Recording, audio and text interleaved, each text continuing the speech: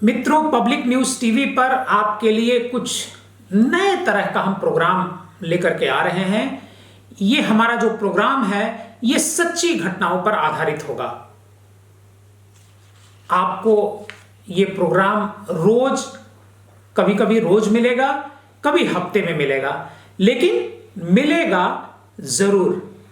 आज हम जो घटना, जो कहानी आपको सुनाने वाले हैं उसकी मैं शुरुआत करता हूं। करीब 1.5 दशक पहले आप सभी ने मधुमिता हत्याकांड के बारे में जरूर सुना होगा, जिसमें अमरमणि त्रिपाठी, जो उस समय के तत्कालीन मंत्री थे, और उनकी पत्नी आज भी आजीवन कारावास की सजा काट रहे हैं। अमरमणि त्रिपाठी का मधुमिता के साथ प्रेम संबंध था। इसकी जानकारी जब उनकी पत्नी को हुई तो उन्होंने अमरमणि के ही एक शूटर्स के साथ मिलकर के मधुमिता की हत्या करा दी, उसके घर के भीतर। लेकिन हम आज कुछ उसी तरह की एक कहानी आपको बताएंगे, कुछ उसी तरह की, उसी पैटर्न पर हुई एक घटना आपको सुनाने जा रहे हैं, जिसका रिश्ता लखनऊ से भी है, बिजनौर से भी है और प्रतापगढ़ से भी है। प्रतापगढ़ की एक तहसील है रानीगंज। रानीगंज के नायब तहसीलदार हैं पद्मेश श्रीवास्तव। पद्मेश श्रीवास्तव को एक महिला सिपाही से प्रेम हो जाता है, लेकिन जब ये बात उनकी पत्नी प्रगति श्रीवास्तव को पता चलती है तो वो भड़क उठती हैं। 2017 से पद्मेश श्रीवास्तव और खूबसूरत महिला सिपाही के बीच प्रेम संबंध था। करीब 5 साल तक दोनों की मुलाकातें होती रहीं, बातें होती रहीं, निजी तौर पर मिलना जुलना भी होता रहा। जब तहसीलदार साहब की पत्नी अपने घर पर नहीं होती थी, जब वो अपने मायके जाती थी या और कहीं जाती थी रिश्तेदारी में, तब वो जो महिला सिपाही है वो तहसीलदार साहब के घर पर आकर के रुकती थी, तहसीलदार साहब के सरकारी बंगले पर आकर के रुकती थी। ये बात इसी साल जनवरी में तहसीलदार साहब की पत्नी को पता चली।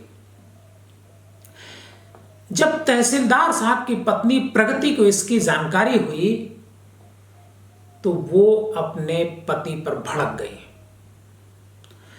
और बहुत, उस दिन पुलिस का ऐसा कहना है कि तहसीलदार साहब और उनकी पत्नी के बीच खूब कहासुनी हुई। इसी साल जनवरी महीने की बात है और घटना भी बड़ी दिलचस्प है। अक्सर जो महिला सिपाही थी वो तहसीलदार साहब को फोन किया करती थी। तहसीलदार साहब उस दिन बाथरूम में थे, तभी फोन की घंटी बजी और उनकी पत्नी ने वो फोन कॉल उठा लिया। फोन कॉल उठाते ही जो महिला सिपाही थी वो थोड़ा बिफरी हुई थी, किसी बात को लेकर के नाराज थी। फोन उठाते ही वो नाराजगी व्यक्त करने लगी। तहसीलदार साहब की पत्नी ने पहले तो उसकी बात को सुना, फिर बताया कि मैं उनकी पत्नी बोल रही हूं। जब दोनों के बीच बातचीत हुई, प्रगति ने पूरी जानकारी उससे की, उससे पूछा कि तुम्हारा संबंध उनसे कब से है, कितने साल हो गए। इन सारी बातों को करने के बाद जब बाथरूम से तहसीलदार साहब बाहर निकले तो दोनों के बीच खूब लड़ाई हुई। लेकिन यहां एक पेच है। तहसीलदार साहब के तो ताल्लुकात एक महिला सिपाही के साथ थे, लेकिन तहसीलदार साहब की जो पत्नी थी उनके भी ताल्लुकात थे लखनऊ के एक प्रॉपर्टी डीलर के साथ, जिसका नाम नवीन है। तहसीलदार साहब की पत्नी ने तहसीलदार साहब से कहा कि मैं तुम्हें छोड़ दूंगी। तहसीलदार साहब को लगा कि फिर मेरे दोनों बच्चों का क्या होगा। उन्होंने कहा कि मैं इस औरत से, इस सिपाही से छुटकारा चाहता हूं। जैसे ही उन्होंने ये बात रखी, प्रगति ने नवीन से संपर्क करने को कहा ये मेरे दूर के रिश्तेदार हैं, लखनऊ में प्रॉपर्टी डीलिंग का काम करते हैं, आप इनसे बात कर लो। प्रगति ने तहसीलदार साहब को नवीन का नंबर दिया और फिर उन्होंने मुलाकात हुई, दोनों की बात हुई। नवीन और तहसीलदार साहब के बीच एक सौदा तय हुआ। क्योंकि तहसीलदार साहब हालांकि प्रतापगढ़ के रानीगंज में पोस्ट थे, लेकिन थे तो तहसीलदार। नवीन और उनके बीच जो सौदा तय हुआ, नवीन का कहना था कि मैं आपको मदद करूंगा इस महिला सिपाही को रास्ते से हटाने में, लेकिन मेरे जो कुछ जमीन के लफड़े हैं वो आपको निपटाने होंगे। तहसीलदार साहब इसके लिए राजी हो गए। तहसीलदार साहब को यह पता नहीं था कि प्रगति और नवीन के बीच भी अवैध संबंध चल रहे थे। इधर तहसीलदार साहब के अवैध संबंध इस महिला सिपाही के साथ थे, इसी लखनऊ में। तो इसी लखनऊ में उनकी पत्नी के भी अवैध संबंध उस नवीन के साथ थे जो पीजीआई के इलाके में प्रॉपर्टी डीलिंग का काम किया करता था। यह घटना आपको सुनने में अजीब जरूर लगेगी, लेकिन है 100% सच।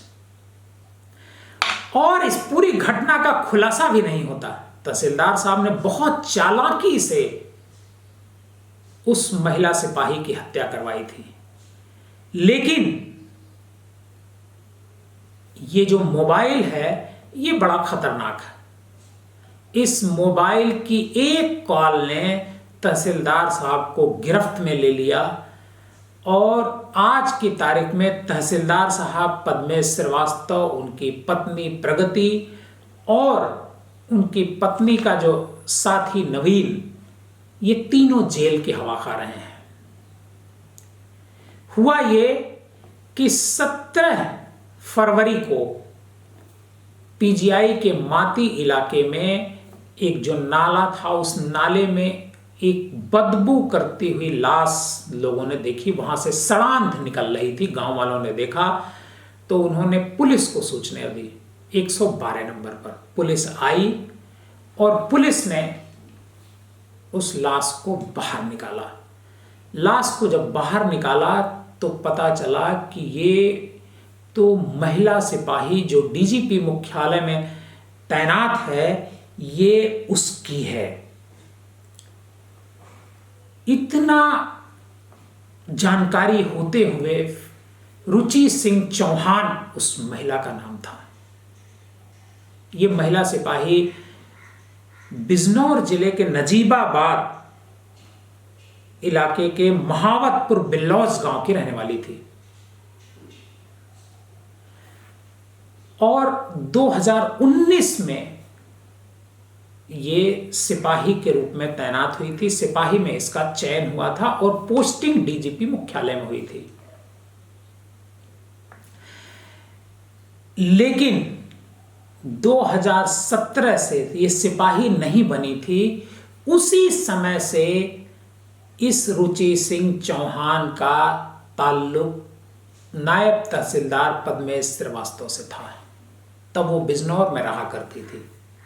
बिजनौर से फेसबुक के जरिए दोनों की मुलाकात हुई और चैटिंग, कुछ समय तक चैट होता रहा। चैटिंग होने के बाद नंबर आदान प्रदान हुआ और नंबर आदान प्रदान होने के बाद दोनों की मुलाकातें होने लगी। लेकिन जब ये चैटिंग चल रही थी, उसी दौरान जो महिला सिपाही है रुचि सिंह चौहान, उसकी शादी भी हो गई और उसी बिजनौर इलाके में, बिजनौर जिले में ही एक सिपाही था, उसके साथ रुचि सिंह चौहान की शादी हुई। उधर शादी हुई, लेकिन रुचि सिंह चौहान का इस तहसीलदार के साथ जो रिश्ता था, जो चैटिंग थी और फोन पर जो बातचीत होती थी, वो बंद नहीं हुई। 2019 में जब वो चयनित हो गई, कांस्टेबल बन गई और लखनऊ में पोस्टिंग हो गई, उसके बाद इन दोनों की मुलाकातें कुछ ज्यादा ही होने लगी। जब कभी मौका मिलता था, रानीगंज से तहसीलदार साहब लखनऊ आ जाते थे।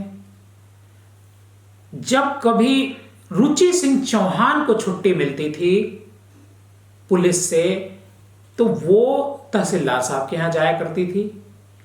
इस बात की जानकारी रुचि सिंह चौहान के एक दो मित्रों को भी थी, जो उसके महिला मित्र थी, उनको भी इस बात की जानकारी थी। रुचि सिंह चौहान उनसे इसका जिक्र भी किया करती थी। तहसीलदार साहब को यह नहीं पता था कि रुचि सिंह चौहान शादीशुदा है। जब एक दिन रुचि सिंह चौहान ने इसका खुलासा किया तहसीलदार साहब के सामने, तो तहसीलदार साहब ने कहा तुम उससे तलाक ले लो। लेकिन तहसीलदार साहब ने यह नहीं बताया कि मैं भी शादीशुदा हूं। रुचि सिंह चौहान कुछ ज्यादा ही उन पर भरोसा करने लगी थी। उसी भरोसे का नतीजा था कि रुचि सिंह चौहान ने अपने जो सिपाही पति है उसके खिलाफ एक मुकदमा कायम करा दिया, और मुकदमा कायम कराने के बाद उसने तलाक ले लिया। दोनों के बीच जब तलाक हो गया, तो रुचि सिंह चौहान इस तहसीलदार साहब पर शादी के लिए दबाव बनाने लगे। जब शादी के लिए तहसीलदार साहब पर दबाव पड़ा, तब वो परेशान हो उठे।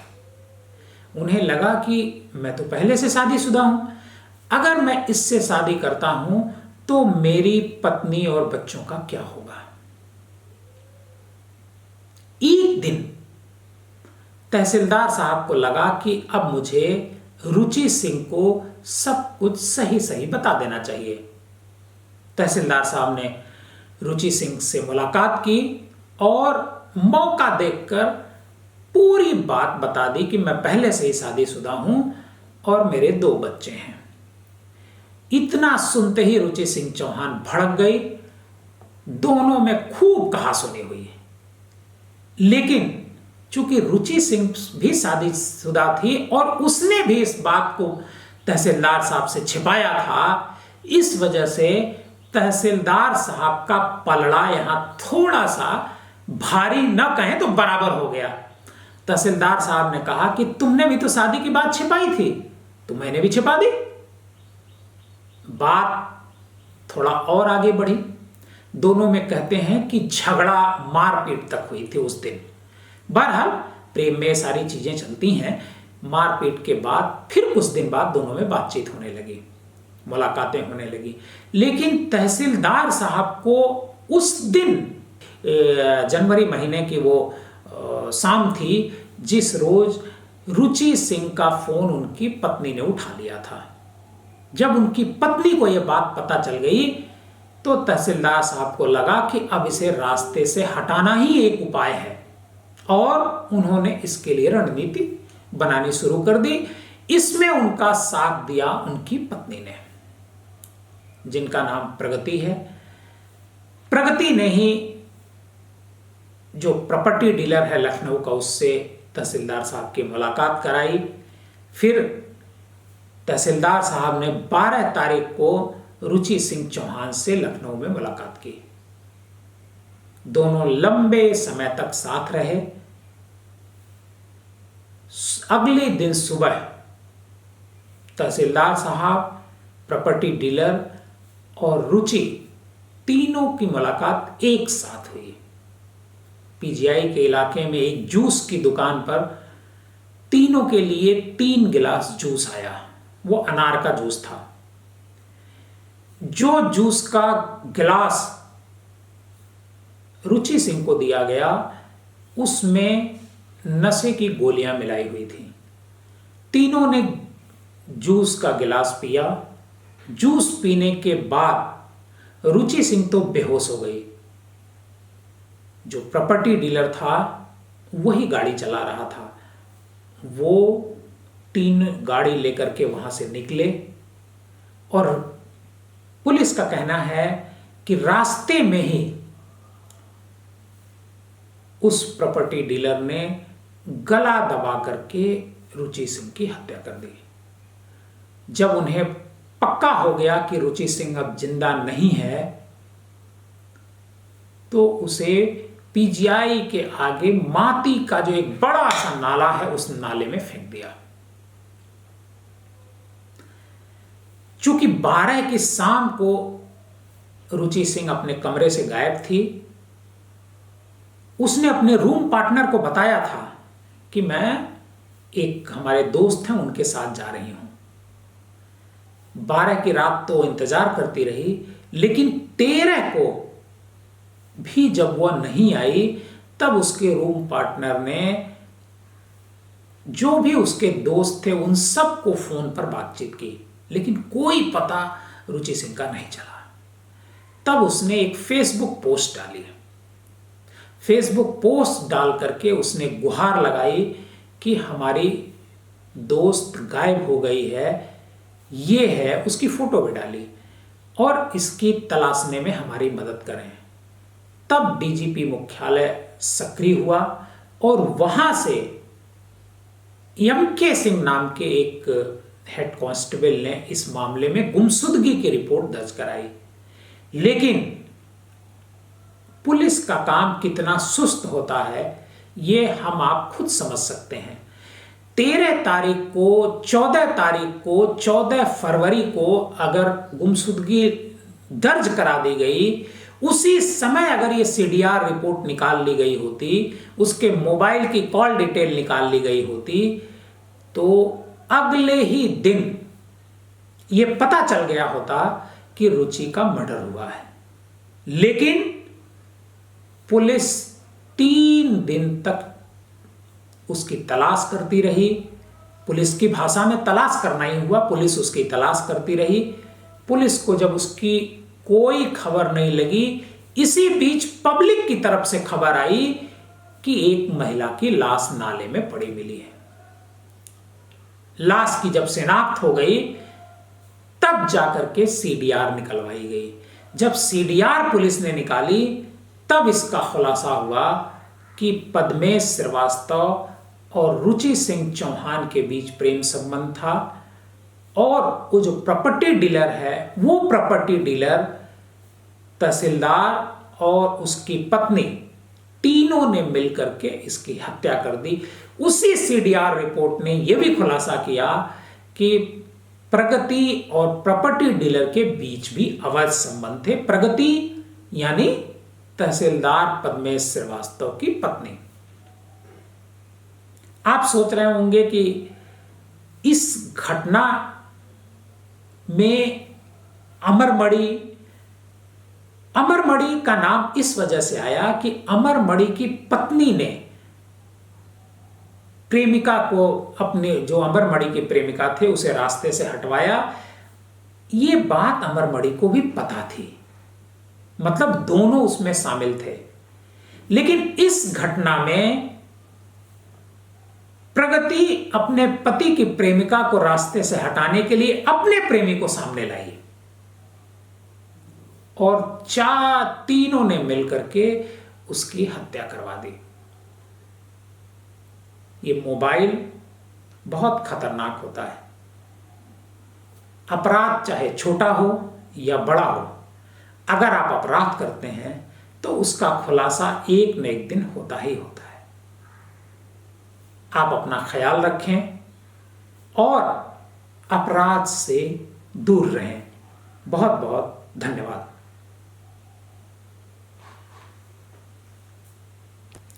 नमस्कार, मैं हूं देवकीनंदन मिश्रा। आप देख रहे हैं पब्लिक न्यूज टीवी। अगर आपको हमारा ये वीडियो पसंद आया हो तो इसे लाइक करें और ज्यादा से ज्यादा लोगों तक शेयर करें। हाँ, एक बात और, हमारे इस चैनल को फॉलो करें, सब्सक्राइब करें ताकि जैसे ही हम कोई नया वीडियो डालते हैं सबसे पहले आप तक वो पहुंचे।